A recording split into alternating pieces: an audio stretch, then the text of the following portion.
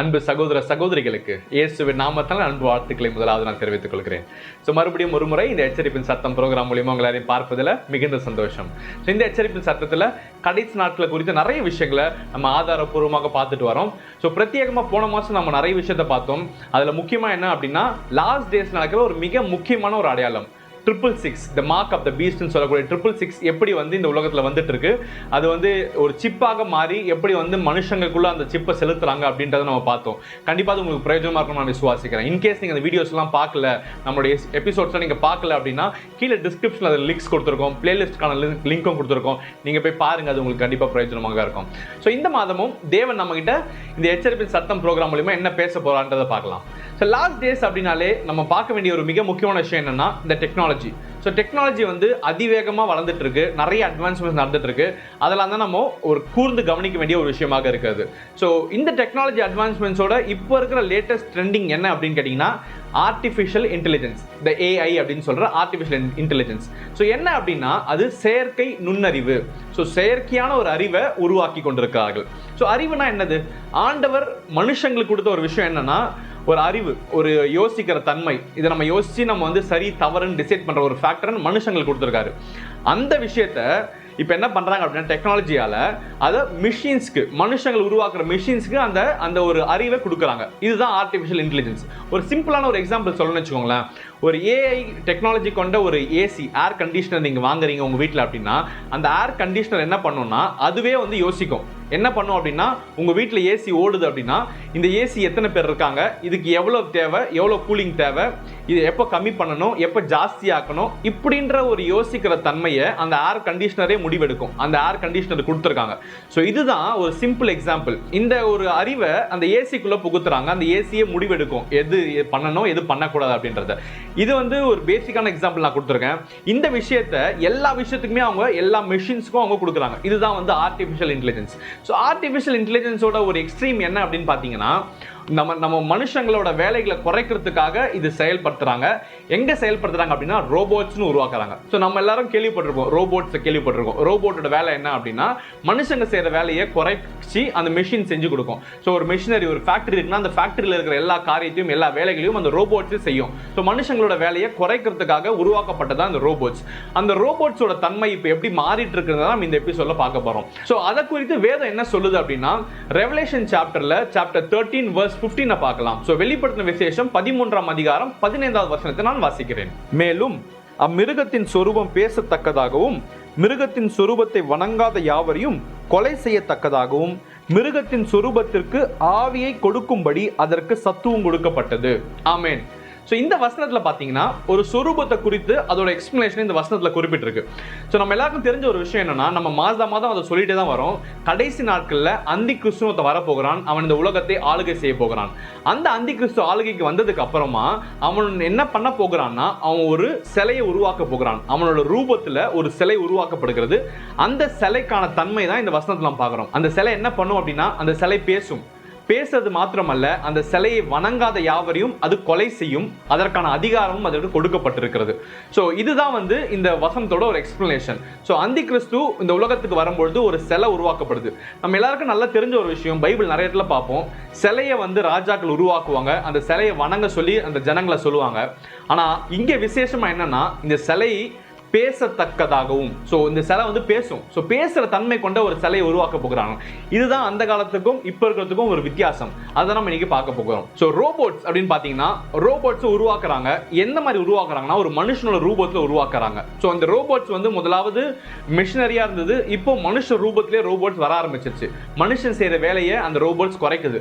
இது எங்கெங்கெல்லாம் பிரயோஜனப்படுத்துறாங்க அப்படின்னு பாத்தீங்கன்னா, இந்த ரோபோட்ஸ் நம்ம ஒரு வீடியோல ஆல்ரெடி பார்த்திருக்கோம். இந்த போர்ல இந்த ரோபோட்ஸ் யூஸ் பண்றாங்க. ஆர்மில அந்த ரோபோட்ஸ் ஐடென்டிஃபை பண்ணும், இது யாரோட ஆளுங்க அப்படின்னு பார்த்து அதை அழிக்கக்கூடிய, எதிரியை அழிக்கக்கூடிய தன்மை அந்த ரோபோட்டுக்கு கொடுக்கப்பட்டிருக்கு. இதை மாதிரி நம்ம பார்த்தோம், மனுஷன் மாதிரியே இருக்கும். மனுஷங்களோட செய்யற வேலையை அதை ரீப்ளேஸ் பண்ணி அந்த ஆர்மிலையும் அந்த போர்லையும் அந்த ரோபோட்ஸ் யூஸ் பண்ணிட்டு இருக்காங்க. பட் நாம இந்த வசனத்துல என்ன பார்க்கிறோம் அப்படின்னா, அந்த சொரூபம் பேசத்தக்கதாகவும் அப்படின்னு போட்டிருக்கு. ரோபோட்ஸ் பேசும். இப்போ அதுக்கான ரோபோட்ஸ் உருவாக்கிட்டாங்க. மனுஷங்க மாதிரியே இருக்கிற ரோபோட்ஸ் பேசுது. பேசுறது மாத்திரமல்ல, அது என்ன பண்ணுது அப்படின்னா, சைனாலையும் ஜப்பான்லையும் பார்த்தீங்கன்னா நியூஸ் சேனல்ஸில் நியூஸ் வாசிக்கிறதுக்காக ரோபோட்ஸ் உருவாக்கியிருக்காங்க. அந்த ரோபோட்ஸ் என்ன பண்ணும் அப்படின்னா, மனுஷங்க எப்படி இப்போ நியூஸ் வாசிக்கிறாங்க, நியூஸ் ரீடர்ஸ்லாம் இருக்காங்களே, அதுக்கு ரீப்ளேஸ்மெண்ட்டாக ரோபோட்ஸ் வந்துருச்சு. அந்த ரோபோட்ஸ்க்கான அந்த டீடைல்ஸ் நியூஸ் எல்லாம் கொடுத்துட்டா அந்த ரோபோட்ஸ் மனுஷங்க மாதிரியே உட்காருது, அந்த ரோபோட்ஸ் வந்து நியூஸ் வாசிக்குது. ஸோ பேசத்தக்கதான ஒரு ரோபோட்ஸை ஆல்ரெடி உருவாக்கிட்டாங்க. ஸோ நீங்கள் இப்போ அந்த ஸ்க்ரீனில் உங்களுக்கு வரும் அந்த ரோபோட்ஸை பற்றி நீங்கள் பாருங்கள்.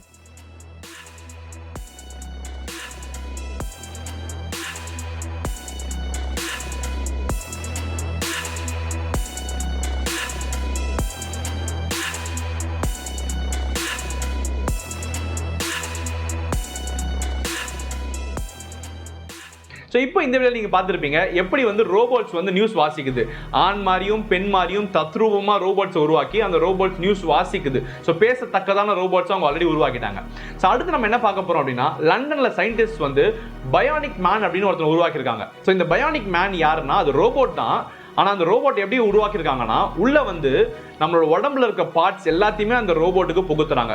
ஃபார் எக்ஸாம்பிள் ஒரு ஹார்ட் அப்படின்னா, ஹார்ட்டோட ஃபங்க்ஷனாலிட்டி எப்படி இருக்குமோ, மனுஷன் உடம்புல அது எப்படி இருக்குமோ அதே மாதிரி ஒரு கருவியை உருவாக்கி ஹார்ட்டை அதை பொருத்தி அதோட ஃபங்க்ஷனாலிட்டி மூலிமா அந்த ரோபோட் உருவாக்குறாங்க. ஸோ அதே மாதிரி லங்ஸ் அப்படின்ற ஒரு பார்ட் மாதிரியே அதை ஒரு மிஷின் உருவாக்கி அந்த மிஷின் என்ன செயல்படுமோ, நம்ம லங் எப்படி செயல்படுமோ அதே ஃபங்க்ஷனாலிட்டி அந்த லங்ஸுக்கு கொடுத்து அதை உள்ள வச்சிருக்காங்க. ஸோ பார்த்தீங்கன்னா ஒரு மனுஷனுக்கு நிகரான ஒரு மிஷினை உருவாக்குறாங்க. ஸோ கண்ணு, காது, மூக்கு எல்லாத்தையுமே மனுஷன் நிகரா. அது மட்டும் அல்ல, நம்மளோட செதை, நம்ம தோல் இருக்கு பாருங்க, அதே மாதிரி தோலை கொடுக்குறாங்க, அதே மாதிரி உள்ள நரம்புகளை கொடுக்குறாங்க, ரத்தத்தை கொடுக்குறாங்க. ஸோ மனுஷனுக்கு ஈக்குவலா ஒரு ரோபோட் அந்த பயானிக் மேனை உருவாக்குறாங்க. ஸோ நீங்க இப்போ உங்க ஸ்கிரீன்ல அந்த வீடியோ வரும், பயானிக் மேனை கொடுத்து நீங்க பாருங்க.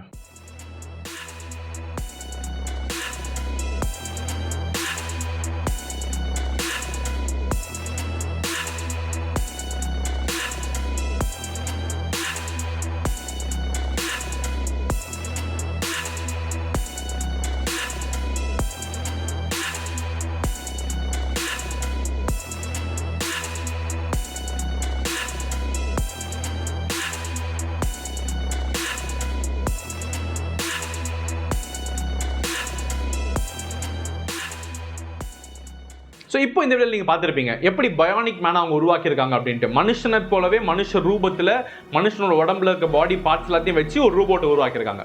இதுக்கு அடுத்து நெக்ஸ்ட் என்ன அப்படின்னு பார்த்தீங்கன்னா, இந்த ரோபோட்ஸுக்கு ஆவியை கொடுக்கறது, அதாவது யோசிக்கிற தன்மையை கொடுக்கறது, த ஆர்டிஃபிஷியல் இன்டெலிஜென்ட் ரோபோட்ஸ் அதையும் அவர்கள் உருவாக்கி விட்டார்கள். ஒரு எக்ஸ்ட்ரீமில் தான் இருக்குது. அந்த ரோபோட்டுக்கு ஒரு பெயர் வைத்திருக்காங்க. அந்த ரோபோட்டோட பெயர் தான் சோஃபியா. இந்த சோஃபியா யார் அப்படின்னா, மனுஷனை போலவே ஒரு ரோபோட். அந்த ரோபோட்டுக்கு வந்து யோசிக்கிற தன்மை இருக்கு. மனுஷன் எப்படி செயல்படுவானோ அதுக்கு ஈக்குவலா அந்த ரோபோட் செயல்படும். நம்ம செய்யற எல்லா காரியத்தையும், நம்ம கேட்கிற எல்லா காரியத்தையும் செய்யும், நம்மளுக்கு பதில் கொடுக்கும், நம்ம என்னென்ன கேட்கறோமோ எல்லாவற்றையும் செய்யக்கூடிய ஒரு ரோபோட்டை உருவாக்கியிருக்காங்க. ஸோ இந்த ரோபோட்டை வந்து நிறைய இடத்துல இன்டர்வியூ பண்றாங்க, நிறைய கேள்விகள் கேட்கறாங்க, எல்லாத்துக்கும் அது நேர்த்தியா பதில் சொல்லுது, பாட்டு பாடுது, டான்ஸ் ஆடுது. ஒரு மனுஷனை போலவே எல்லாவற்றையும் செய்யக்கூடிய ரோபோட்டை உருவாக்கிட்டாங்க. இதோட ஸ்பெஷாலிட்டி என்ன அப்படின்னு கேட்டீங்கன்னா, இந்த வேர்ல்ட்லயே முதல் முறையாக ஒரு ரோபோட் வந்து ஒரு கண்ட்ரியோட சிட்டிசன்ஷிப் வாங்கின ரோபோ எதுனா அது சோஃபியா தான். ஸோ யூஏஇல அதுக்கான சிட்டிசன்ஷிப்பை கொடுத்துட்டாங்க. ஸோ யூஏஇ சிட்டிசனாக அந்த ரோபோட் இருக்கு இப்போ. ஸோ இப்பேற்பட்ட ஒரு ரோபோட்டை இன்டர்வியூ எடுக்கிறப்போ அவங்க ஒரு கேள்வி கேட்குறாங்க, வில் யூ டெஸ்ட்ராய் ஹியூமன்ஸ் அப்படின்னு அந்த கேள்வி கேட்குறாங்க. அதுக்கு என்ன அர்த்தம் அப்படின்னா, நீ மனுஷங்களை கொலை செய்வியா, மனுஷங்களை அழிப்பியா அப்படின்னு கேட்குறாங்க. அதுக்கு அந்த ரோபோட் பதில் சொல்லுது, yes I will destroy humans அப்படின்ட்டு. ஸோ அதுக்கான அர்த்தம் என்ன அப்படின்னா, ஆமாம் நான் மனுஷங்களை அழிப்பேன், மனுஷங்களை கொலை செய்வேன் அப்படின்ற ஒரு ஸ்டேட்மெண்ட்டை அந்த ரோபோட் சொல்லியிருக்கு. ஸோ வசனத்தில் நம்ம தெளிவாக பார்த்தோம், அந்த சொரூபத்தை வணங்காத யாவரையும் அது கொலை செய்வதற்கான அதிகாரத்தை பெற்றுக்கொண்டு இருக்கு அப்படின்ட்டு. ஸோ மனுஷங்களை கொலை செய்வதற்கான அதிகாரத்தை பெற்றுக்கொண்டு ஒரு ரோபோட்டை உருவாக்கியிருக்காங்க. ஆரம்பத்தில் அவங்க சொன்னது என்ன அப்படின்னா, மனுஷங்களுக்கு உதவி செய்வதற்காக இந்த ரோபோட்ஸ் அவங்க உருவாக்குறாங்க அப்படின்னு சொன்னாங்க. ஆனால் அது எங்கே போய் முடியுதுன்னா, மனுஷங்களை அழிக்கக்கூடிய இடத்துல அந்த ரோபோட் இருக்கிறது. இப்போ நான் மனுஷங்களை அழிப்பேன், மனுஷங்களை கொலை செய்வேன் அப்படின்ற லெவல்ல அந்த ரோபோட்ஸ் இருக்கு. ஸோ இதுதான் வந்து கடைசி நாட்களின் உச்சம். ஸோ இந்த ரோபோட்டை பற்றி நம்ம பேசணும்ல, இந்த ரோபோட்டோட காரியங்களை இப்போ இந்த வீடியோவில் வரும், நீங்கள் அதை பாருங்க.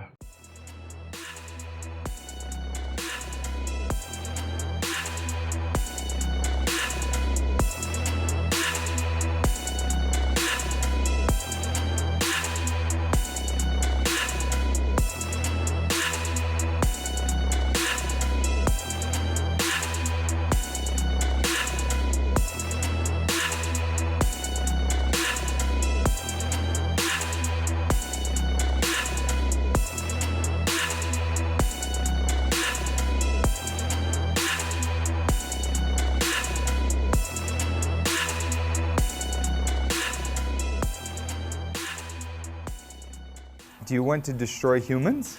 Please say no. Okay, I will destroy humans. No, I take it back.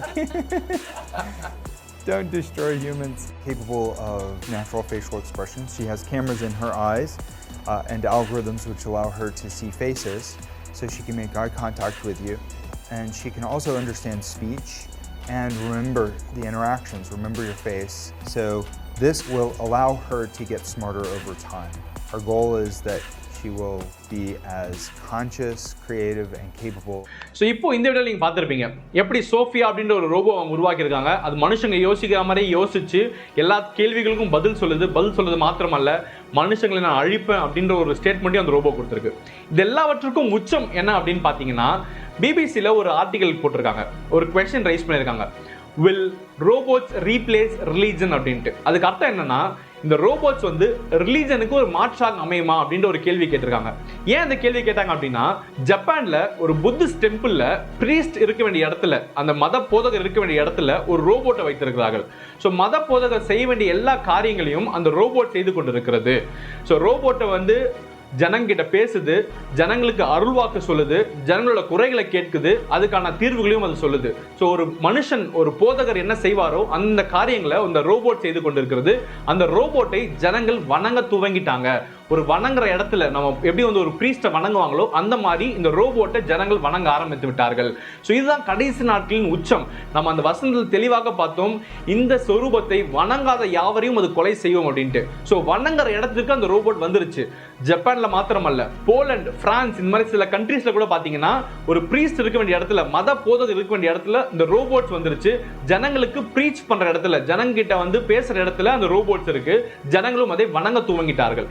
இதுதான் கடைசி நாட்களின் உச்சமாக நம்ம பார்க்கணும். அந்த ரோபோட்ஸை மனுஷங்கள் வணங்க ஆரம்பித்து விட்டார்கள். ஸோ இப்போ நான் சொன்ன இந்த காரியத்தை இந்த வீடியோல பாருங்க.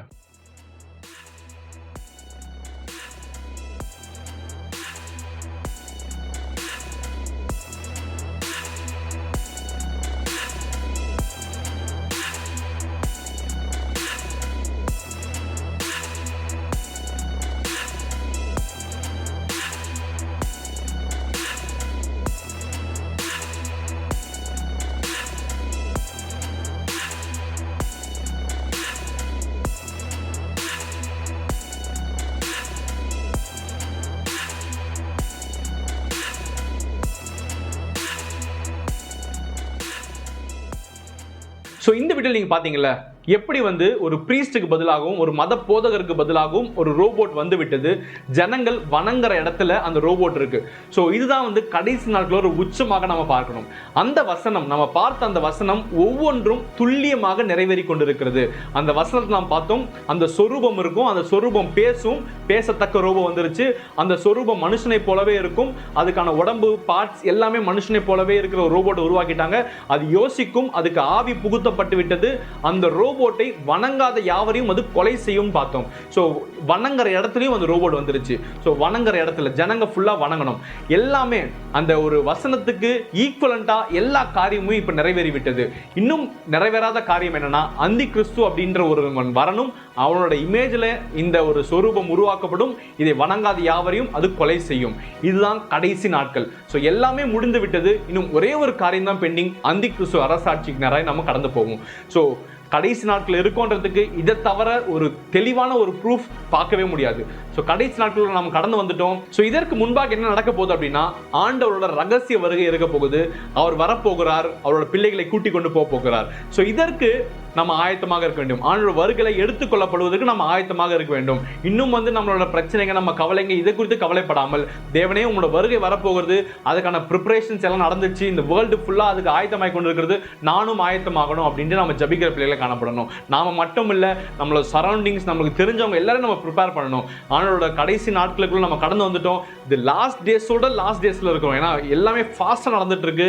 இன்னும் எப்பொழுது வேணாலும் தேவனோட வருகை காணப்படலாம். ஸோ நாம் அதுக்கு ப்ரிப்பேர்டாக ஒரு நாளும் இருக்கணும். ஸோ இந்த நாள் நம்ம பார்த்தோம் எப்படி வந்து இந்த ரோபோட்ஸ் வந்து மனுஷங்களுக்கு மாற்றாக மாறிக்கொண்டிருக்கிறது அப்படின்றத பார்த்தோம். இன்னும் நிறைய காரியங்களை இன்னும் வரவிருக்கும் மாதங்களில் பார்க்கலாம். Thank you and God bless you.